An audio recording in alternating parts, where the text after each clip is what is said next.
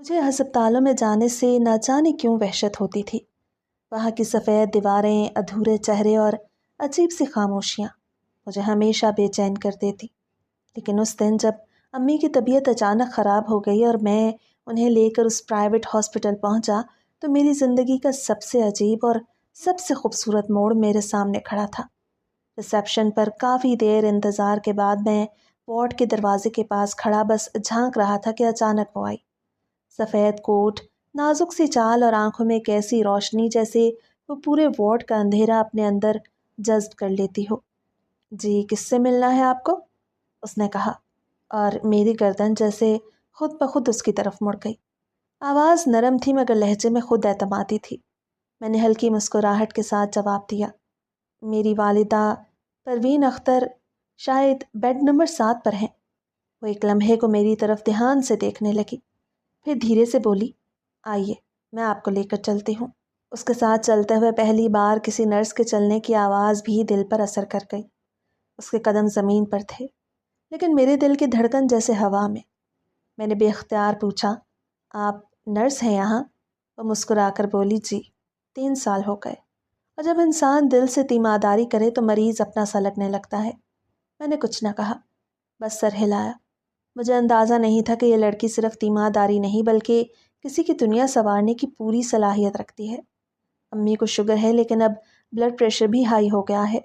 डर लग रहा है, मैंने आहिस्ता से कहा तो वो रुकी, मेरी तरफ पलटी और एक अजीब शफकत से बोली, परेशान ना हो, वो बेहतर हो जाएंगी। अभी मैंने ही दवा दी है, सो रही हैं। मैं बेड के पास बैठ गया और वो दूसरी तरफ चली गई, लेकिन मैं बार बार नज़र उठा के उसे देखता रहा। उसके कदमों की रवानी, कंधों की हल्की सी जुम्बिश और सबसे बढ़कर उसकी मौजूदगी का एहसास। कुछ देर बाद वो फाइल लेकर लौटी और रुकी, फिर मेरे करीब आकर बोली, आपकी वालिदा खुशकिस्मत है, आप जैसा बेटा है उनके पास। मैं चौंक गया। ये कोई आम जुमला नहीं था, कोई जज्बा था। मैंने झिझकते हुए कहा, पता नहीं, कभी कभी लगता है मैं बहुत कमज़ोर हूँ। वो मेरी तरफ देखकर मुस्कुराई और वह मुस्कुराहट ऐसी थी जैसे किसी ने दर्द पर मरहम रख दिया हो। मोहब्बत में शक नहीं होता, बस निभाना आना चाहिए, जैसे माँ करती है। वो आहिस्ता से बोली और फिर खामोश हो गई। मैं उसके जुमले की गहराई में खो गया।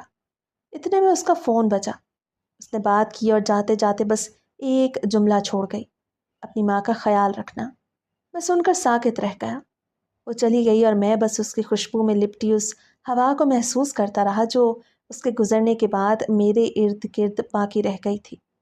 ये वो लम्हा था जब मैंने पहली बार सोचा, क्या वाकई पहली नज़र में मोहब्बत हो सकती है, या ये सिर्फ दिल का खेल होता है। लेकिन जो भी था, ये खेल बहुत खूबसूरत था। माहा के जाने के बाद मैं काफ़ी देर तक यूं ही बैठा रहा। उस दिन के बाद मैं रोज़ अम्मी के पास हॉस्पिटल आता, कभी 2 घंटे, कभी 4, और अब ये मामूल बन गया। मैं सुबह जल्दी उठता, नाश्ता करता और सीधा माहा को देखने निकल पड़ता। माहा बहाना अम्मी का था, मगर दिल माहा की तीमारदारी देखने के लिए बेचैन होता। वो रोज़ नई कहानी की तरह सामने आती, कभी क्लिप बोर्ड लेकर आती, कभी दुपट्टा सर पर टिकाए वार्ड में किसी मरीज़ के बेड पर झुकी होती, और मैं दूर से बस उसे देखकर सुकून महसूस करता। एक दिन मैंने अम्मी से कहा, अम्मी वो नर्स माहा है ना, बड़ी अच्छी है। अम्मी ने एक नज़र मेरी तरफ देखा जैसे मेरे दिल की बात जान गई हूँ, फिर धीरे से बोली, हाँ बहुत खिदमतगुजार है, हर वक्त खाना पानी दवाइयाँ सब संभालती है। शायद तुम्हारे लिए। मैं हंसा, मेरे लिए? वो तो सबका ही ख्याल रखती है, अम्मी ने आहिस्ता कहा, लेकिन उसकी नज़र सिर्फ तुझ पर होती है बेटा। मैं बाहर कैंटीन से चाय लेने गया और अचानक पीछे से आवाज़ आई, रेहान साहब। पलट कर देखा तो माहा थी। उसके चेहरे पर वही धीमा सा तबस्सुम था, लेकिन आंखों में एक ख़ास चमक। जी, मैं कुछ घबरा सा गया। आप इतने दिनों से आ रहे हैं लेकिन कभी चाय मेरे हाथ की नहीं पी। वो मुस्कुरा दिया, ये भी कोई बात है? वो बोली, तो आज पियेंगे, मैं ला रही हूँ। और वह वाकई कुछ लम्हों बाद कैंटीन से मेरे लिए चाय ले आई। हम दोनों हॉस्पिटल की छत पर चढ़ गए जहाँ अमला कभी कभार आराम के लिए आता था। वहाँ हवा में सर्दी का हल्का सा लम्स था और मेरे हाथ में माहा के हाथ की चाय। मैंने पूछा, कभी थकती नहीं तुम? सारा दिन वार्ड, दवाइयाँ, मरीज़, और अब चाय भी? वो मुस्कुराई, जब दिल से किया जाए तो थकन नहीं होती। फिर वो रुक कर बोली, और कुछ चेहरे ऐसे होते हैं जो दिन भर की थकन भी उतार देते हैं। मैं उस लम्हे कुछ बोल नहीं पाया, सिर्फ आंखों से उसकी बातों को पिया, जैसे वो चाय के घूंटों से ज्यादा नशा दे रही थी। हम काफी देर यूं ही बैठे रहे, छोटे छोटे जुमले, हल्की सी हंसी, और उस दिन पहली बार मुझे लगा कि मैं सिर्फ उसे देखने नहीं, उसे महसूस करने भी आता हूँ। अगले दिन वो मेरे लिए अम्मी की रिपोर्ट्स लाई और धीरे से बोली, डॉक्टर ने कहा है वो 2 दिन में डिस्चार्ज हो सकती हैं, लेकिन आप आएंगे ना? मैंने झट से कहा, रोज आऊँगा, जब तक तुम हो आता रहूँगा। इसके बाद उसने नज़रें झुका ली, लेकिन होठों पर वही मुस्कुराहट थी जिसने मुझे जकड़ लिया। मैं अब सिर्फ रेहान नहीं रहा था, मैं वो शख्स बन चुका था जिसे मोहब्बत ने आहिस्ता आहिस्ता बांध लिया था, बिना शोर किए, बिना वादा लिए। और माहा मेरे दिल में सरायत कर गई थी। माहा के साथ वो दिन, वो चाय, वो वार्ड की राहदारियों में छुपी छोटी छोटी बातें मेरे दिल पर नक्श हो चुकी थी। अम्मी की तबीयत बेहतर हो चुकी थी और मैं जानता था कि अब उनके डिस्चार्ज होने का वक्त करीब है, लेकिन मेरे दिल को वो सुकून नहीं था जो होना चाहिए था। एक अनजाना सा खौफ, एक बेचैनी जो मुझसे कहती थी कि अगर ये मुलाकातें रुक गईं तो शायद मैं खुद को खो बैठूंगा। अम्मी के डिस्चार्ज वाले दिन मैंने माहा को वार्ड में ढूंढा, लेकिन वो वहाँ नहीं थी। मैंने नर्सिंग स्टेशन पर जाकर पूछा तो पता चला कि वो किसी इमरजेंसी में थी। दिल बोझल हो गया। मैं अम्मी को लेकर बाहर आया, गाड़ी में बिठाया और बस यूं ही आखिरी बार हॉस्पिटल की इमारत को देखने लगा। इतने में किसी ने पीछे से मेरे कंधे पर हाथ रखा। जाने से पहले मिलकर नहीं जाओगे?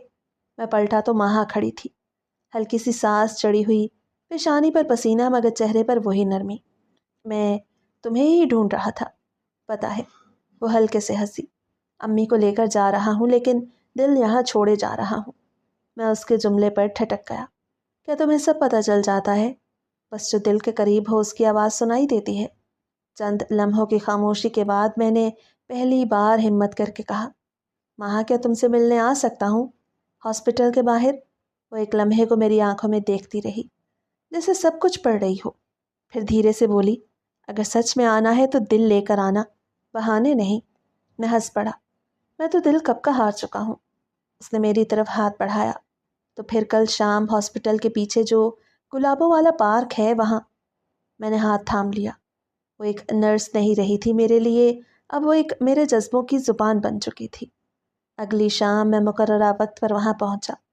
वहाँ सादा लिबास में, बग़ैर सफ़ेद कोट, बग़ैर नर्स के शनाख्त के, सामने बैठी थी। बाल खुले, चेहरे पर वही धीमी चमक, और हाथ में 2 कॉफ़ी के कप लिए बोली, मैं आज नर्स नहीं, सिर्फ माहा हूँ। और मैंने कहा, मैं सिर्फ रेहान, तुम्हारा रेहान। हम दोनों वहीं घास पर बैठे थे। सूरज गुरूब हो रहा था और हमारी बातें बढ़ती जा रही थी। वो बचपन की बातें करने लगी, यतीम खाने के दिन, तन्हाई, फिर नर्स बनने का सफ़र। मैं सुनता रहा, कुछ पूछता, कभी कुछ महसूस करता, और कभी बस खामोश रहकर उसकी आवाज़ में अपनी मोहब्बत तलाशता। उसने मेरी तरफ देखकर कहा, तुम्हें लगता है कि मैं तुम्हारे काबिल हूँ? मैंने फ़ौरन जवाब दिया, मुझे लगता है कि मैं तुम्हारे काबिल हो सकूं। यही मेरी ज़िंदगी का मकसद है। उसकी आंखें नम हो गईं और उसी लम्हे मैंने जान लिया कि ये सिर्फ मोहब्बत नहीं, ये एक ऐसी वाबस्तगी है जो ज़िंदगी को नया मतलब देती है। ज़िंदगी जब रंगों से भरने लगती है तो कभी कभार किस्मत अचानक एक स्याह लकीर खींच देती है। मैं माहा से मिलने के बाद एक नई दुनिया में जी रहा था। वो दुनिया जहाँ सुबह उसकी मुस्कुराहट से शुरू होती और रात उसकी आवाज़ में छुपे लम्स पर ख़त्म। हम रोज़ शाम को मिलते, कभी कॉफ़ी, कभी पार्क, कभी हॉस्पिटल की छत पर। लेकिन जब मैंने पहली बार अपने जज्बात का जिक्र अपने वालिदैन से किया, वो दिन गोया मेरी खुशियों के माथे पर पहला दाग लेकर आया। अम्मी, अब्बू, मुझे किसी से मोहब्बत हो गई है, मैंने बड़ी उम्मीद से कहा।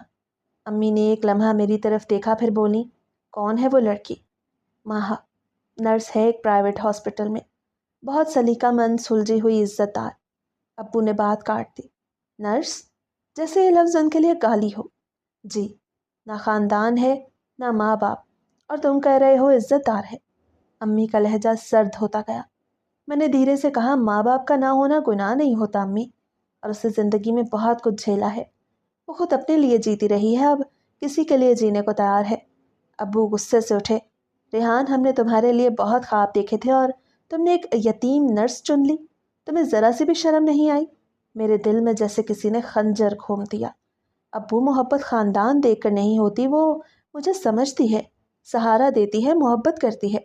मोहब्बत बाद में देखना, पहले तुम्हारा ख़ानदान तुम्हें तस्लीम करे, फिर दुनिया। अम्मी रूहान सी हो गई। क्या तुम्हें हमारी इज्जत की परवाह नहीं? मैंने कई बार माँ की आंखों में आंसू देखे थे, लेकिन उस दिन मैंने अपनी माँ बाप की आंखों में पहली बार वो नमी देखी जो दिल को तोड़ देती है। मैं चुप हो गया, फिर आहिस्ता से कहा, अगर मेरी खुशी में आपकी इज्जत कम हो जाती है तो मैं वो खुशी छोड़ने को तैयार नहीं, लेकिन अगर आपकी इज्जत मेरी मोहब्बत को रोन कर खड़ी हो सकती है तो फिर मैं वो इज्जत भी नहीं चाहता। वो रात मैंने छत पे गुजारी और सुबह मैं माहा के सामने था। उसकी आंखों में सवाल था। रेहान, सब ठीक है? मैंने उसके हाथ थाम लिए। अगर तुम साथ हो तो सब ठीक हो जाएगा। लेकिन ये राह आसान नहीं माहा, वो बोली। मुश्किल राहों पर जो साथ चले वही अपना होता है। मैंने संजीदगी से कहा, मैं घर छोड़ने को तैयार हूँ। वो फौरन पीछे हुई। नहीं रेहान, मैं तुम्हें किसी से छीन कर नहीं पाना चाहती। तो फिर बस थोड़ा वक्त और दो। अगर हमारी मोहब्बत सच्ची है तो एक दिन खुद ही हमारे सामने वो झुक जाएंगे। मैंने सर झुकाकर उसकी पेशानी चूमी। महाब, ये लड़ाई मेरी है, मैं लड़ूंगा, सिर्फ तुम्हारे लिए। लेकिन दिल के किसी कोने में एक अजीब सा खौफ पनपने लगा। क्या मैं वाकई माहा को जानता हूँ या बस उसे चाहने लगा हूँ? अम्मी अब्बू ने मेरा फैसला तस्लीम नहीं किया। कम से कम शुरू में तो हर तरफ बस खामोशी, नाराज़गी का सा आलम था। लेकिन मेरे बार बार के इसरार और बार बार की इल्तिजाओं से आखिरकार वो रजामंद हो गए। शायद मेरी जिद जीत गई। शादी सादगी से हुई, कोई बड़ी तकरीब नहीं, कोई बैंड बाजा नहीं, बस निकाह, चंद करीबी लोग और दो दिलों का एक हो जाना। माहा लाल जोड़ा पहने बिल्कुल मुख्तलिफ लग रही थी, सादा मगर दिल छूने वाली। उसके आंखों में अजीब सा सकून था, जैसे बरसों की भटकी हुई रूह को अब ठिकाना मिल गया हो। शादी के बाद पहली रात हम अपने कमरे में थे। माँ खामोशी से बैठी थी। मैं उसके करीब हुआ, उसका हाथ थामा। माँ, अब तुम सिर्फ मेरी नहीं, इस घर की भी हो। वो धीरे से मुस्कुराई। मैं तुम्हारा होना ही सब कुछ समझती हूँ, बाकी सब सीख जाऊंगी। इस बात पर मैंने उसकी पेशानी चूम ली, फिर होंठ और फिर पूरा वजूद। वो मोहब्बत में मुझसे बढ़कर थी। मेरे एक एक बोसे का जवाब वो मेरा अंग अंग चूम कर दे रही थी। मैं मोहब्बत की हसीन वादियों में खो गया। आहिस्ता आहिस्ता उसने हर पर्दे की सारी गिरहें खोल डाली और जन्नत का वो नज़ारा मेरे सामने बराह रास्त था। पहले कुछ दिन बहुत अच्छे गुजरे। वो सुबह जल्दी उठती, अम्मी की दवाइयाँ देती, उनको चाय बना के देती, किचन में जाकर छोटी मोटी मदद करती, अब्बू से भी बड़ी इज्जत से बात करती। अम्मी कभी कभी कुछ कहती, कुछ टोक देती, लेकिन माँ मुस्कुरा कर सब बर्दाश्त कर लेती। एक दिन मैंने उससे कहा, तुम्हारी नौकरी, हॉस्पिटल? वो मुस्कुराई। अम्मी ने कहा है कि बहू काम नहीं करेगी और मुझे लगता है इस वक्त उनका मान जीतना ज़्यादा ज़रूरी है। मैं उस वक्त बहुत मुतासर हुआ। सोचा ये वही माँ है जिसने बचपन अकेला गुजारा, खुद को बनाया, लेकिन अब ये सब कुछ सिर्फ हमारे रिश्ते के लिए कुर्बान कर रही है। लेकिन शायद सब कुछ वैसा नहीं था जैसा नज़र आ रहा था। कभी कभी रात को अम्मी का पेट ख़राब हो जाता, कभी चक्कर आ जाते, डॉक्टर कुछ समझ नहीं पाते। दवा भी वक्त पर, खुराक भी मुनासिब, लेकिन तबीयत फिर भी बिगड़ती जा रही थी। मैं परेशान रहने लगा, लेकिन माँ इसी नरमी, इसी खिदमत गुजारी से अपना फ़र्ज़ निभा रही थी। एक रात मैं देर से आया तो अम्मी के कमरे से रोने की आवाज़ आई। मैं दौड़ा। अम्मी बिस्तर पर निढाल थी। माँ पास बैठी उनके हाथ सहला रही थी। रेहान, अम्मी को हॉस्पिटल ले चलें। मैंने जल्दी से गाड़ी निकाली। डॉक्टर ने बस इतना कहा कि अंदरूनी कमज़ोरी है, कुछ दिन आराम, मुकम्मल ग़िज़ा और दवा वक्त पर दें। मैंने सर हिलाया, लेकिन दिल में एक छोटा सा खदशा पैदा हुआ। ये सब कुछ क्या वाकई इत्तेफाक है या कुछ और? अम्मी की तबीयत दिन ब दिन बिगड़ती जा रही थी। डॉक्टर हैरान थे, दवाइयाँ वही थीं, टेस्ट नॉर्मल आते, लेकिन कमज़ोरी बढ़ती जाती। उनके चेहरे की रौनक मद्धम पड़ गई और अक्सर वो निढाल बिस्तर से भी न उठ पाती। लेकिन अजीब बात यह थी कि उनकी कमज़ोरी सिर्फ उस वक्त बढ़ती जब वो खाना या दवा खाती। मैंने कई बार माँ से कहा, क्या हम अम्मी की खुराक चेक कर लें, कहीं कोई चीज़ मुनासिब ना हो। वो हमेशा मुस्कुरा कर जवाब देती, रेहान, तुम्हारी अम्मी मेरी माँ जैसी हैं, मैं भला उनके साथ कुछ गलत कर सकती हूँ? और उसके अल्फाज में इतनी नरमी, इतनी सच्चाई झलकती कि میں خود شرمندگی محسوس کرنے لگتا۔ ایک دن رات کو مجھے پیاس لگی، میں کچن میں گیا۔ ماہا وہاں کسی شیشی سے دودھ میں کچھ ملا رہی تھی۔ میری آہٹ پر وہ چونکی۔ ریحان، تم جاگ رہے ہو؟ میں نے کہا ہاں، پیاس لگی تھی۔ تم یہ کیا ملا رہی تھی؟ اسے جلدی سے شیشی چھپائی۔ یہ ہربل سیرپ ہے، آنٹی کو نیند نہیں آتی نا، اس لیے تھوڑا سا ملا رہی تھی۔ میں نے مسکرا کر کہا، تم تو واقعی سب کا بہت خیال کرتی ہو۔ لیکن دل کے کسی کونے میں ایک آواز ابھری، کیا واقعی؟ اگلے دن میں نے خاموشی سے دودھ کا سیمپل چھپایا اور اپنے ایک دوست کے ذریعے پرائیویٹ لیبارٹری بھیج دیا۔ نتیجہ آیا تو میرے پیروں تلے زمین نکل گئی۔ اس میں سلو پوائزن کی معمولی مقدار پائی گئی، وہی مقدار جو مسلسل جسم میں جائے تو آہستہ آہستہ اندر سے انسان کو ختم کر دیتی ہے۔ میری سانس رکنے لگی۔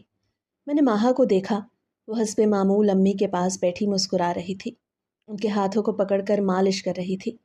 میرے ذہن میں ایک ہتھوڑے کی طرح خیال بجا، کیا میں نے جس پر سب سے زیادہ یقین کیا وہی میری ماں کو مار رہی ہے؟ لیبارٹری کی رپورٹ میرے ہاتھ میں تھی، لیکن میرا دل انکار کر رہا تھا۔ میں نے کوئی بھی فیصلہ لینے سے پہلے وہ رپورٹ الماری میں رکھ دی اور خود ماں کے پاس رہ کر ان کا خیال رکھنے لگا۔ میں نے ماہا سے کہا، تم جاؤ، کمرے میں جا کر آرام کرو، آج میں امی کے پاس سو جاؤں گا۔ اس نے میرے گال پر ہاتھ رکھا اور بولی، جیسے آپ کی مرضی۔ میں نے امی کو دوائی دی اور کچھ دیر ان سے باتیں کی، پھر وہیں پر سو گیا۔ صبح کی روشنی میں نے جب اپنی آنکھیں کھولی تو میرے سامنے وہ منظر تھا جس نے میری دنیا کو تہس نہس کر دیا۔ میری والدہ وہ اب اس دنیا میں نہیں رہیں۔ ان کی موت نے میرے دل میں ایسی گہری چوٹ لگائی کہ میں اب بھی یقین نہیں کر پا رہا تھا۔ ماہا فوراً میری طرف دوڑی آئی، اس کے چہرے پر غم کی شدید لہر تھی۔ وہ میرے پاس آ کر مجھے سہارا دینے کی کوشش کر رہی تھی۔ ریحان، تمہیں مضبوط ہونا ہوگا، میں تمہارے ساتھ ہوں، ہر لمحہ، ہر قدم پر۔ اس کے ہاتھ کا لمس، وہ محبت بھری باتیں جیسے میرے دل کی تکلیف کو کم کر رہی تھی۔ لیکن دل میں کہیں نہ کہیں ایک سوال تھا، کیا ماہا واقعی اتنی بے گناہ ہے یا اس کے اندر کچھ اور تھا؟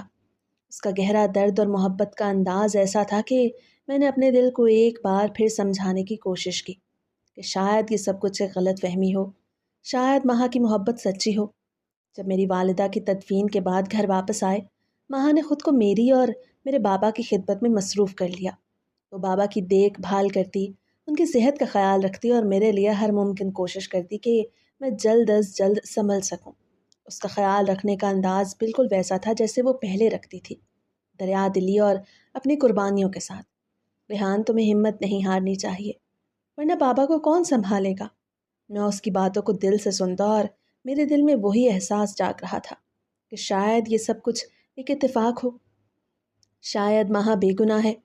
ماہا دن بدن پہلے سے زیادہ نرم دل، زیادہ خیال رکھنے والی اور زیادہ قریبی بنتی جا رہی تھی۔ میں اکثر سوچتا، کیا واقعی قسمت مجھے اتنی مکمل عورت دے سکتی ہے؟ ماں کے جانے کا صدمہ ابھی دل سے اترا نہیں تھا کہ ایک اور بجلی گری۔ بابا کو اچانک ہارٹ اٹیک ہوا۔ وہ جو ماں کے جانے کے بعد ایک لفظ نہیں بولے تھے، اچانک ایک صبح زمین پر گرے ہوئے ملے۔ میرا دل کانپ اٹھا، میں تو جیسے ایک پل کے لیے مفلوج ہو گیا تھا۔ ماں نے ہی سنبھالا، فوراً ایمبولینس بلائی، بابا کو ہاسپٹل لے گئی۔ میرے ہاتھ تو کانپ رہے تھے مگر وہ پورے حوصلے کے ساتھ بابا کی طبیعت سنبھال رہی تھی۔ ڈاکٹر سے بات، دوائیوں کی فہرست، ٹیسٹ، سب کچھ وہ خود دیکھ رہی تھی۔ بابا کے وارڈ میں ماہا نے ایک پل کے لیے بھی ان کا ہاتھ نہیں چھوڑا۔ وہ ان سے نرمی سے بات کرتی، ان کے سر پہ ہاتھ پھیرتی، پانی کا گلاس محبت سے تھام کر ان کے لبوں تک لاتی اور ان کے چہرے پر جو بوجھ تھا وہ آہستہ آہستہ کم ہونے لگا۔ ایک رات جب میں بیزاری سے ایک طرف بیٹھا تھا، ماہا نے مجھے پیار سے دیکھا اور کہا، ریحان، بابا صرف تمہارے والد نہیں، میرے بھی ہیں۔ ان کے دل پر جو بوجھ ہے اسے ہم دونوں کو بانٹنا ہوگا۔ دل کے مریضوں کو صرف دوائی نہیں، دلداری بھی چاہیے۔ اس کا یہ جملہ میرے دل میں جیسے بجلی بن کے گرا۔ میں شرمندہ سا ہو گیا۔ میں جو اس لمحے صرف اپنے غم میں ڈوبا ہوا تھا، اسے نظر انداز کر رہا تھا جو واقعی سب کچھ نبھا رہی تھی۔ میں نے ایک لمحے کے لیے اسے بغور دیکھا۔ اس کے چہرے پر تھکن تھی، آنکھوں میں نیند کی کمی، مگر پھر بھی وہ مسکرا رہی تھی، بابا کے لیے۔ جب بابا گھر واپس آئے، ماہا نے ان کی دیکھ بھال میں خود کو مٹا دیا۔ وقت پر دوائیاں، پرہیزی کھانا، ان کے ساتھ بیٹھ کر قرآن سنانا، ہر لمحہ ان کی دل جوئی کرنا۔ ان کے ساتھ اتنی محبت سے پیش آتی کہ خود بابا کی آنکھیں بھی کبھی کبھی نم ہو جاتی۔ وہ کئی بار مجھے کہتے، بیٹا، یہ ماہا تو تمہاری ماں سے بھی بڑھ کر خدمت گزار نکلی، اور میں میں ہر بار اسے دیکھتا تو میرے اندر وہ پہلا شک جو ماں کی موت پر اٹھا تھا جیسے کسی سمندر میں غرق ہو جاتا۔ وہ اتنا جھوٹ جی سکتا ہے؟ وہ لڑکی جو دن رات ایک بیمار بوڑھے آدمی کے پاؤں دباتی ہے، ان کو ہاتھ سے خود کھانا کھلاتی ہے، جو میرے لیے ہر رات اپنے آپ کو پیش کرتی ہے، کیا وہ کسی کا نقصان چاہ سکتی ہے؟ ایک رات جب بابا سو رہے تھے اور ہم دونوں کمرے میں بیٹھے تھے، میں نے بے اختیار اس کا ہاتھ پکڑا۔ وہ چونکی، لیکن میری آنکھوں میں کچھ ایسا دیکھ کر خاموش ہو گئی۔ ماہا تم بہت اچھی ہو، میری آواز بھر آ گئی۔ اس نے میرے ہاتھ کو اپنی انگلیوں میں جکڑ لیا، بہت نرمی سے۔ پھر اس نے کہا، ریحان، محبت ایک ایسا سچ ہے جو وقت کے ساتھ خود کو ثابت کرتا ہے۔ میں نے اس رات اس لمحے فیصلہ کیا کہ ماہا پر شک کرنا ایک گناہ ہے۔ وہ صرف میری بیوی نہیں، میری ماں کے بعد میرے والد کی بیٹی بھی ہے، اور میری زندگی کی وہ روشنی جس نے اندھیرے میں مجھے راستہ دکھایا۔ بابا کی طبیعت روز بروز سنبھلتی جا رہی تھی۔ وہ جو کبھی ایک لفظ نہیں بولتے تھے اب آہستہ آہستہ مسکرانا سیکھ رہے تھے۔ ماہا نے جیسے ان کے دل میں زندگی کی لو پھر سے جلائی تھی۔ ان کے ساتھ صحن میں بیٹھ کر دھوپ سینکنا، ان کے لیے وقت پر دلیا بنانا، یہاں تک کہ شام کو ان کے ساتھ پرانے گانے سننا، سب کچھ ماہا کی محبت کا حصہ تھا۔ میں دل ہی دل میں حیران ہوتا کہ کیسے ایک عورت ایک اجنبی گھر کو اتنی جلدی اپنا بنا لیتی ہے۔ اس دن ناشتے پر بہت خوشگوار ماحول تھا۔ بابا کے چہرے پر ہلکی سی مسکراہٹ تھی۔ ماہا نے ہاتھ سے پراٹھا سرو کرتے ہوئے کہا، ریحان، میں سوچ رہی تھی امی کے بعد دل بہت خالی ہو گیا ہے۔ وہ ہاسپٹل، وہ نوکری، سب کچھ بہت یاد آتا ہے۔ میں چاہتی ہوں کہ دوبارہ نوکری شروع کروں، دل لگا رہے گا۔ میں ابھی جواب دینے ہی والا تھا کہ بابا نے اچانک فیصلہ کن لہجے میں کہا، نہیں بیٹا، تمہیں کہیں جانے کی ضرورت نہیں۔ اس گھر کو اب تمہاری پہلے سے زیادہ ضرورت ہے۔ ماہا نے پلکیں جھپکی، جیسے اس جواب کی توقع نہ ہو۔ میں نے بھی چونک کر بابا کی طرف دیکھا۔ وہ بولے، ریحان کی ماں کے بعد یہ گھر بہت خاموش ہو گیا ہے۔ اب اس گھر میں صرف دل لگانے کے لیے نہیں، جینے کے لیے، زندگی کو خوش کرنے کے لیے بچوں کی کلکاریاں گونجنی چاہیے۔ یہ خاموشیاں تمہارے کہکہوں سے اور تمہارے بچوں کی ہنسی سے ختم ہوں گی۔ تمہیں نوکری کی نہیں، محبت بانٹنے کی ضرورت ہے۔ ماہا تھوڑی دیر تک خاموش رہی۔ اس کے چہرے پر الجھن اور جذبات کی کئی لہریں بیک وقت چلنے لگیں۔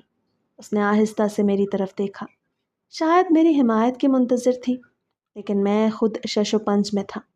ایک طرف ماہا کی خواہش اور دوسری طرف بابا کی امیدیں۔ اور سچ تو یہ تھا کہ ماہا نے بابا کے دل میں جو مقام بنایا تھا، اس کے بعد ان کے کسی لفظ کو رد کرنا میرے لیے بھی آسان نہیں رہا تھا۔ ماہا نے دھیرے سے سر جھکا کر کہا، بابا، جیسا آپ کہیں۔ بابا کے چہرے پر سکون آ گیا اور انہوں نے ماہا کے سر پر شفقت بھرا ہاتھ رکھ دیا۔ بیٹی، تم ہو تو زندگی خوبصورت لگتی ہے۔ میں نے ماہا کی آنکھوں میں ایک لمحے کو چمک دیکھی، شاید خوشی کی، شاید کسی اور احساس کی، اور شاید وہ پہلی بار تھی جب میں نے سوچے بغیر کسی شک کے صرف دل سے اسے دیکھا، اور دل نے کہا، یہ لڑکی کبھی کسی کا برا سوچ ہی نہیں سکتی۔ زندگی اپنے معمول کی نرمی سے گزر رہی تھی۔ ہمارے درمیان بڑھتی قربت میں مجھے لگتا جیسے سب کچھ سنور گیا ہو، مگر زندگی شاید ہر سکون کے بعد ایک طوفان ضرور لاتی ہے۔ دوپہر کے وقت ماہا کا فون آیا۔ اس کی آواز گھبرائی ہوئی تھی، ریحان، فوراً گھر آؤ۔ بابا، بس اتنا ہی کہا اس نے، اور میری روح جیسے جسم سے نکلنے کو تھی۔ میں پاگلوں کی طرح گاڑی چلا کر گھر پہنچا۔ بابا تکلیف میں تھے، ان کی سانسیں اکھڑ رہی تھی، ماتھے پر پسینہ اور آنکھوں میں عجیب سی بے چینی تھی۔ میں کچھ نہ سمجھ سکا، بس ان کے ہاتھ کو پکڑ کر چلایا۔ بابا، کچھ نہیں ہوگا آپ کو، ہم ہاسپٹل جا رہے ہیں۔ ماہا پہلے ہی ایمبولینس بلا چکی تھی۔ ہاسپٹل پہنچنے پر ڈاکٹرز نے چیک اپ شروع کیا، انجیکشن، نیبولائزر، ECG، لیکن کچھ بھی واضح نہ تھا۔ ماہا مسلسل ڈاکٹرز کے ساتھ کھڑی رہی، ایک پل کو بھی اس نے خود کو کمزور نہ پڑنے دیا۔ وہ رپورٹس مانگتی، دوائیوں کی تفصیل پوچھتی، بابا کے سر پر ٹھنڈا پانی رکھتی، ان کے ہاتھ دباتی، اور میں بس ایک کونے میں کھڑا اپنے باپ کو اس حالت میں دیکھ کر ٹوٹ رہا تھا۔ اس کی آنکھوں میں نیند اور تھکن کے سائے تھے، مگر جذبے کی چمک اس سے بڑی تھی۔ اس نے کہا، آپ جا کر آرام کریں، میں بابا کا خیال رکھ لوں گی۔ لیکن میں نے کہا، نہیں، میں بھی یہی ہوں، وہ میرے بابا ہیں، اور تم تو پہلے ہی ان کے لیے سب کچھ کر چکی ہو۔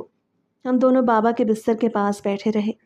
میری آنکھیں کبھی کبھی بوجھل ہو جاتی، نیند کے جھونکے آتے، مگر ہر بار جاگتا تو دیکھتا ماہا جاگ رہی ہے۔ وہ کبھی بابا کے ہاتھ پکڑتی، کبھی ان کی سانس چیک کرتی، کبھی سرہانے بیٹھ کر دعائیں پڑھتی۔ میں نے اس لمحے سوچا، اتنا تو شاید کوئی سگی بیٹی بھی نہ کرتی جتنا ماہا کر رہی ہے۔ میرے اندر جو بھی شک، جو بھی سایہ کبھی آیا تھا، اس رات کی ماہا کی جاگی ہوئی آنکھوں اور بابا کے لیے اس کی دعاؤں میں دفن ہو گیا۔ اس کی محبت بے مثال تھی اور میں صرف شکر گزار تھا کہ وہ میری زندگی میں تھی۔ بابا کی حالت بگڑتی جا رہی تھی۔ ڈاکٹرز کی بے بسی، نرسوں کی دوڑ، مانیٹر پر اترتی چڑھتی لائنیں اور ماہا کی بھیگی آنکھیں، سب کچھ جیسے کسی خوفناک خواب کی صورت میرے گرد لپٹا ہوا تھا۔ میں بابا کا ہاتھ تھامے بار بار ان کے کان میں بولتا، بابا پلیز، آپ نے مجھے اکیلا نہیں چھوڑنا، بابا ایک بار آنکھیں کھولے۔ مگر ان کی سانسیں آہستہ آہستہ مدھم ہوتی چلی گئیں۔ ایک لمحہ ایسا آیا جب سناٹا چھا گیا۔ ڈاکٹروں کی نگاہیں نیچے ہو گئیں، نرسوں کے ہاتھ رک گئے اور ماہا نے میری طرف ایک نظر دیکھا، ایسی نظر جو شاید پوری عمر میرے دل پر نقش رہے گی۔ میرے بابا، میرا آخری سائبان، وہ شخص جس کے سائے تلے میں جیتا تھا، چلا گیا۔ اس لمحے جیسے میری دنیا رک گئی ہو۔ میرے وجود کے اندر کچھ ٹوٹا، بکھرا اور پھر کبھی نہ جڑنے کے لیے خاموش ہو گیا۔ میں کرسی پر بیٹھا تھا مگر روح جیسے جسم سے نکل چکی تھی۔ نہ کوئی آواز سنائی دے رہی تھی، نہ آس پاس کے لوگوں کی باتیں۔ سب کچھ مدھم ہو کر دھندلا ہو گیا، جیسے میرے چاروں طرف صرف خلا ہو۔ میں نہیں جانتا اگر اس لمحے ماہا میرے پاس نہ ہوتی تو میں خود کو سنبھال پاتا یا نہیں۔ اس نے میرے شانے پر ہاتھ رکھا، میرے گلے لگ کر مجھے وہ رونا رونے دیا جو شاید ایک عمر سے میرے اندر جمع تھا۔ وہ میرے ساتھ زمین پر بیٹھ گئی، میرے آنسو اپنے دوپٹے میں سمیٹتی رہی، میرے بالوں میں انگلیاں پھیرتی رہی، جیسے کہہ رہی ہو، ریحان تم اکیلے نہیں، میں ہوں تمہارے ساتھ۔ اگر وہ رات ماہا کی باہوں میں نہ گزرتی، اگر وہ مجھے اپنے دل سے لگا کر میرے درد کو بانٹنے والی نہ ہوتی، تو شاید میں اگلی صبح دیکھنے کے قابل بھی نہ رہتا۔ اس کی موجودگی نے مجھے تھامے رکھا، اس کے صبر نے میری بے بسی کو سہارا دیا، اور اس کی خاموش آنکھوں کی نمی نے میرے اندر امید کی ہلکی سی لو جلائے رکھی۔ ورنہ شاید میں صرف ریحان نہ رہتا، میں کچھ بھی نہ رہتا۔ ریحان، اس نے آہستہ سے کہا، مجھے اب گھر میں اکیلے پن سے ڈر لگتا ہے۔ امی، پھر بابا، اب جب سب چلے گئے تو یہ گھر مجھے دیکھتا نہیں، نگلتا ہے۔ میں چاہتی ہوں ہاسپٹل واپس جاؤں، مریضوں کی دیکھ بھال، وارڈ کی مصروفیت، شاید دل بہل جائے۔ میں نے چند لمحے اسے دیکھا، اس کی آنکھوں میں وہی پرانی چمک تھی جو اسے ایک جذبے سے بھرپور انسان بناتی تھی۔ اور اس وقت پہلی بار میرے دل نے کہا، اگر کوئی اتنے دکھوں کے بعد بھی زندگی سے محبت کرنا چاہے تو اسے روکنا گناہ ہے۔ میں نے مسکرا کر کہا، ہاں ماہا، جاؤ، واپس ہاسپٹل جاؤ، وہ تمہاری جگہ ہے اور مجھے تمہاری خوشی میں ہی سکون ہے۔ وہ پل بھر کو خاموش رہی، پھر اس کے چہرے پر ایک روشن خوشی لہرا گئی۔ اس نے میرا ہاتھ تھاما اور ایک ایسی نظر سے مجھے دیکھا جو شاید شکریہ سے کہیں آگے کی چیز تھی۔ اس دن، اس لمحے میں نے محسوس کیا کہ میں صرف اسے اجازت نہیں دے رہا تھا، میں اسے واپس اس کی اصل دنیا میں بھیج رہا تھا، جہاں وہ کسی کی سانس بچاتی ہے، کسی کی امید بنتی ہے۔ سچ تو یہ ہے کہ اس کی خوشی دیکھ کر میں بھی پہلی بار مسکرایا تھا۔ ماہا کی زندگی میں ایک نئی توانائی آ گئی تھی۔ ہاسپٹل واپس جانے کے بعد اس کی آنکھوں میں چمک اور لہجے میں جوش صاف دکھائی دیتا تھا۔ ہر صبح جب وہ تیار ہو کر نکلتی، میں بس اسے دیکھتا رہ جاتا۔ نرم سا میک اپ، ہلکے رنگوں کے کپڑے، بالوں میں ترتیب اور لبوں پر وہ خود اعتمادی جو کبھی کبھی مجھے اس ماہا سے مختلف لگتی تھی، جو میرے دکھوں کے سائے بے آواز رویا کرتی تھی۔ مگر میں خوش تھا کیونکہ وہ خوش تھی۔ میرا مان، میرا اعتبار اس پر اتنا تھا کہ کبھی سوچ میں شک کا سایہ بھی نہیں آیا۔ ایک شام جب وہ گھر واپس آئی، اس کے ہاتھ میں ایک چھوٹا سا گفٹ باکس تھا۔ میں نے پوچھا، یہ کیا ہے؟ وہ ہنسی، اوہ، ہاسپٹل میں نئی میڈیکل ٹیم آئی ہے، ایک سینئر ڈاکٹر ہیں، حیدر، انہوں نے سب سٹاف کو ویلکم گفٹ دیے ہیں، بہت خوش اخلاق اور زبردست انسان ہیں۔ میں نے مسکرا کر سر ہلایا، اچھا ہے، اچھے لوگ ملے تو کام میں بھی دل لگتا ہے۔ لیکن پھر ایسے معمولات بڑھنے لگے۔ ماہا دیر سے آتی، کبھی میسج میں مصروف، کبھی فون پر دھیمی آواز میں بات کرتے ہوئے، ہاں کل والی رپورٹ میں نے دیکھ لی تھی، آپ بالکل صحیح کہہ رہے تھے ڈاکٹر حیدر، یہ نام اب روز سنائی دینے لگا۔ میں خوش فہمی میں تھا یا شاید اندھے اعتماد کی آخری حد پر کھڑا تھا۔ لیکن مجھے ماہا کی بدلتی آنکھوں میں کچھ نیا دکھائی دیتا تھا۔ وہ جو پہلے میری باتوں پر کھلکھلا کے ہنستی تھی اب اکثر گمسم رہتی۔ وہ جو شامیں میرے ساتھ گزارتی تھی اب ہاسپٹل میں اوور ٹائم کا بہانہ بنا لیتی۔ اور پھر ایک دن میں نے اتفاقاً اس کا فون دیکھا۔ کوئی تصویر کھلی رہ گئی تھی ایک کیفے کی، ساتھ میں حیدر بیٹھا تھا۔ ماہا ہنستے چہرے کے ساتھ بہت خوش دکھائی دے رہی تھی۔ میرا دل ایک پل کو رک گیا۔ محبت جب اندھی ہو جائے تو سچائی آنکھوں کے سامنے بھی چھپی رہتی ہے۔ ماہا کے بدلتے رویے، اس کی خاموشیاں، اس کی دوری، سب کچھ میرے دل کو چبھتا ضرور تھا، مگر پھر بھی میں خود کو یہی کہہ کر سمجھاتا وہ تھکی ہوئی ہے، کام کا دباؤ ہے، شاید وقت کے ساتھ سب ٹھیک ہو جائے۔ لیکن وقت کے ساتھ سب کچھ ٹھیک ہونے کے بجائے کچھ عجیب ہونے لگا تھا۔ میری طبیعت بگڑنے لگی۔ پہلے ہلکی سی کمزوری، پھر معدے میں درد، پھر راتوں کو پسینے میں بھیگ کر اٹھنا۔ میں نے سمجھا شاید ذہنی دباؤ ہے، غم کا اثر ہے۔ ماہا نے بھی یہی کہا، ریحان تم بس اوور تھنکنگ کرتے ہو، نیند پوری کیا کرو۔ وہ میرا خاص خیال رکھنے لگی تھی، کھانے میں احتیاط، روز کی دوائیاں نرمی سے دبا کر پیشانی سہلانا۔ مگر حیرت انگیز بات یہ تھی کہ جتنا وہ میرا خیال رکھتی میں اتنا ہی زیادہ کمزور ہوتا جاتا۔ پھر ایک رات میں نے وہ دوا جو ماہا خود اپنے ہاتھ سے دیتی تھی چپکے سے نہیں لی۔ اسی رات مجھے نیند آئی، سکون کی، کوئی درد، کوئی بے چینی نہیں۔ اگلے دن میں نے وہی دوا ایک مقامی ڈاکٹر کو چپکے سے دکھائی۔ اس نے مجھے مشورہ دیا کہ کچھ خون کے ٹیسٹ کراؤں۔ جب رپورٹ آئی تو جیسے میری روح کانپ گئی۔ آپ کے جسم میں زہر کے معمولی مگر مسلسل مقدار کے اثرات نظر آ رہے ہیں۔ یہ قدرتی طور پر نہیں ہو سکتا، کوئی چیز مسلسل آپ کو یہ زہر دے رہی ہے۔ میرے قدم جیسے زمین میں دھس گئے۔ ماہا؟ نہیں، یہ ممکن نہیں۔ وہی ماہا جس نے میری ماں کے بعد میرے زخموں پر مرہم رکھا، جو بابا کے آخری لمحے تک جاگتی رہی، کیا وہ؟ لیکن اب اعتماد کا محل لرز چکا تھا۔ میں نے خاموشی سے اس پر نظر رکھنا شروع کی، اس کے معمولات، اس کی رات گئے فون کالز، اس کے واٹس ایپ نوٹیفیکیشنز، سب کچھ چھاننا شروع کیا۔ اب پھر ایک دن جب میں نے اسے ہاسپٹل سے واپسی پر راستے میں حیدر کی گاڑی میں بیٹھتے اور اس کے کندھے پر سر رکھے دیکھا تو میرے اندر کچھ ہمیشہ کے لیے ٹوٹ گیا۔ مجھے کبھی گمان میں بھی نہ تھا کہ وہ عورت جس کی قربت میری تنہائی کا علاج بنی تھی، جس کی مسکراہٹ میرے دن کی روشنی تھی، وہی مجھے اندھیروں میں دھکیل دے گی۔ مگر اب پردے اٹھ چکے تھے۔ میں نے خاموشی سے تحقیقات کا سلسلہ جاری رکھا۔ ایک پرانے جاننے والے کی مدد سے میں ماہا کے ماضی تک جا پہنچا۔ وہ یتیم خانے میں پلی بڑی تھی، یہ تو مجھے معلوم تھا، مگر میں یہ نہیں جانتا تھا کہ اس کی فائلوں میں اس کے والدین کی موت حادثاتی نہیں بلکہ مشکوک درج تھی۔ تحقیقات اور تفتیشی رپورٹ میں لکھا تھا دونوں کو ایک ہی رات کھانے میں زہر دے کر مارا گیا، مگر بچی بچ گئی۔ معاملہ بند کر دیا گیا کیونکہ مدعی نہیں تھا۔ میرے ہاتھ کانپنے لگے۔ پھر بابا اور ماں کی طبی رپورٹس نکلوائیں، دونوں میں بھی زہر کی چھوٹی مقدار کی موجودگی کا امکان درج تھا، مگر چونکہ وقت پر نہ جانچا گیا کچھ ثابت نہ ہو سکا۔ میں خود اس وقت غم میں اندھا تھا۔ ماں کی آنکھوں سے بہتا ہر آنسو مجھے سچا لگتا تھا۔ اور اب وہ ڈاکٹر، میں نے ایک دن ہاسپٹل کے قریب خفیہ کیمروں سے فوٹیج نکلوا کر دیکھا۔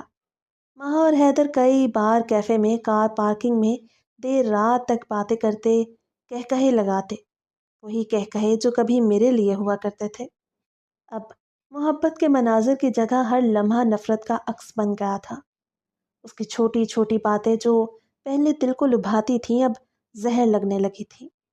اس کے لمس میں جو سکون تھا اب خوف کی ایک ٹھنڈی لہر دوڑتی تھی۔ میں نے رات کو سوتے ہوئے اس کے چہرے کو دیکھا، وہ پرسکون تھی، جیسے کچھ چھپا ہی نہ ہو، اور میرے دل میں ایک جنگ چل رہی تھی۔ کیا میں بھی خاموش رہ کر دھیرے دھیرے ختم ہو جاؤں، یا اس بار انصاف کو سانس لینے دوں؟ اب کھیل میری مٹھی میں تھا۔ میرے اندر اب وہ محبت باقی نہیں تھی جو ماہا کے نرم لہجے یا پگھلا دینے والے لمس سے باندھ رکھی تھی۔ اب میرے اندر صرف سچ تھا، زہریلا، تیز، مگر ضروری۔ میں نے خود کو مضبوط کیا، ہر وہ لمحہ یاد کیا جب میں نے سچ کو نظر انداز کیا تھا۔ اب وقت تھا کہ وہ ہر دھوکہ، ہر آنسو، ہر زہر قانون کے کٹہرے میں لایا جائے۔ میں نے ہر ثبوت اکٹھا کیا، ڈاکٹرز کی رپورٹ، زہریلی دوائی کی بوتلیں، ماہا کے فون کی ریکارڈنگز، فوٹیجز اور ماہا اور حیدر کی ملاقاتوں کی تصاویر۔ سب کچھ میں نے پولیس کے حوالے کر دیا، مگر میں چاہتا تھا وہ رنگے ہاتھوں پکڑی جائے۔ میں نے ایک بار پھر ماہا کو ویسے ہی دوا دینے کا موقع دیا جیسے وہ پہلے دیتی تھی، مگر اس بار وہ دوا میں نے بدل دی۔ جیسے ہی اس نے سمجھا کہ سب کچھ پہلے جیسا ہے، میں نے پولیس کو بلا لیا۔ پولیس کا دروازہ کھٹکھٹاتے ہی اس کے چہرے پر جیسے سارا خون خشک ہو گیا۔ ریحان، یہ کیا تم نے؟ میں نے کہا، ہاں ماہا، تمہارے ہر جھوٹ، ہر زہر کا جواب آج ملے گا۔ ماہا نے رو کر، چیخ کر اپنی بے گناہی کا دعویٰ کیا، مگر ثبوت چیخ چیخ کر اس کا اصل چہرہ دکھا رہے تھے۔ میڈیا باہر تھا، پولیس اندر، اور میں خاموش۔ عدالت میں جب ماہا کو پیش کیا گیا تو وکیل نے اس کی ماضی کا کچا چٹھا کھول دیا۔ والدین کی مشتبہ موت، ساس اور سسر کی ہلاکت، شوہر کو زہر دینے کی کوشش، اور ڈاکٹر حیدر سے تعلقات۔ ماہا خاموشی سے سنتی رہی، کبھی چیختی، کبھی آنکھوں میں آنسو لا کر رحم کی اپیل کرتی، مگر ہر بار جج کی نظریں اس کی آنکھوں میں جھوٹ پڑھ لیتی تھی۔ آخر کار فیصلہ سنایا گیا، عمر قید۔ میں عدالت سے باہر آیا، آسمان صاف تھا، جیسے اندر کی گھٹن باہر نکل گئی ہو۔ میرے دل میں سکون تھا کہ اب کوئی اور ریحان اس کی زہر آلود محبت کا شکار نہیں ہوگا۔ لیکن کئی ماہ بعد ایک رپورٹر کی لکھی تحریر میری نظروں سے گزری۔ سینٹرل ویمن جیل میں نرسنگ یونٹ دوبارہ بحال کی گئی ہے۔ اس یونٹ کی نگران ماہا ریاض کو بنایا گیا ہے، جس نے اپنی طبی مہارت سے کئی قیدی خواتین کا دل جیت لیا ہے۔ تصویر میں ماہا سفید کوٹ پہنے، چہرے پر وہی معصوم مسکراہٹ لیے اور آنکھوں میں ایک نئی چمک لیے، شاید ایک اور شکار کے انتظار میں تھی۔ مگر ماہا نے میری زندگی برباد کر دی تھی۔ میں آج بھی جب وہ وقت یاد کرتا ہوں کہ اس کی وجہ سے میں نے اپنے ماں باپ اور خود کی اتنی اچھی زندگی کو گنوا دیا تو بس افسوس ہی ہوتا ہے۔ میں نے اس پر اپنے آپ سے بڑھ کر یقین کیا تھا۔ میں جب اس کی آنکھوں میں جھانکتا تھا تو مجھے دنیا کی کوئی چیز محسوس ہی نہیں ہوتی تھی۔ میرے لیے وقت تھم جاتا تھا، پوری دنیا رک جاتی تھی، مگر اس نے میرے اعتبار کی دیوار کو بہت بھیانک طریقے سے توڑا تھا۔ مجھ سے میری ساری دنیا ہی چھین لی تھی۔ جانے اس نے میرے ساتھ یہ سب کچھ کیوں کیا؟ لیکن اگر اس کے ماضی کو دیکھا جائے تو پتہ چلتا ہے کہ وہ اپنے ماں باپ کو مارنے میں بھی ملوث رہ چکی تھی، تو یقیناً اس کے ساتھ کوئی نفسیاتی مسئلہ ہوگا۔ لیکن کیا کبھی اس کے شعبے میں، جہاں وہ ہاسپٹل میں نوکری کرتی تھی، کسی کو بھی اس کے کردار یا حرکات پر کچھ شک نہ گزرا؟ مجھے حیرت ہوتی ہے کہ کس طرح وہ ایک سوچی سمجھی پلاننگ کے بعد پہلے میری ماں اور پھر میرے قریب ہوئی۔ اس نے ہمارے دل میں گھر کر لیا اور پھر ہماری زندگی میں۔ میرے ماں باپ تو شروع سے ہی اس شادی کے خلاف تھے، لیکن یہ میں ہی تھا جو چاہتا تھا کہ ماہا کو اپنی زندگی میں لے آؤں، کیونکہ میں سوچتا تھا کہ اس سے بہتر مجھے کوئی بھی نہیں مل سکے گا۔ مگر حقیقت تو اس کے بالکل برعکس ثابت ہوئی تھی۔ پہلے ماں، بابا، اور پھر آخر میں مجھے مارنے کی کوشش، تاکہ وہ کسی اور کو اپنا اگلا شکار بنا سکے۔ اور جب اب وہ قید میں تھی تو وہاں پر بھی اس کے چہرے کی رونق اور زندگی کی رمق کو دیکھ کر لگتا تھا کہ اس نے جینے کی امید نہیں چھوڑی۔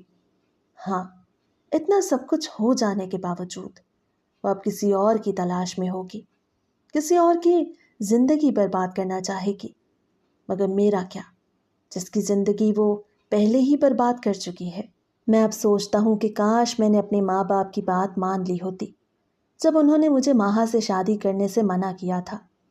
اس میں کوئی شک نہیں کہ ہمارے والدین وہ کچھ دیکھ رہے ہوتے ہیں جو ہمارے دماغ کے نہا خانے میں بھی کبھی گزرا نہ ہو۔ والدین پہلے ہی وہ سب کچھ محسوس کر لیتے ہیں۔ شاید یہ انہیں قدرت کی طرف سے ملا ہوا ایک انوکھا اذن ہوتا ہے جو کسی بھی انسان کو ماں یا باپ کے رتبے پر فائز ہونے کے بعد ہی ملتا ہے۔ مگر یہ بھی حقیقت ہے کہ انسان بہت دیر سے سمجھتا ہے، اور شاید میں انہی انسانوں میں سے ایک تھا۔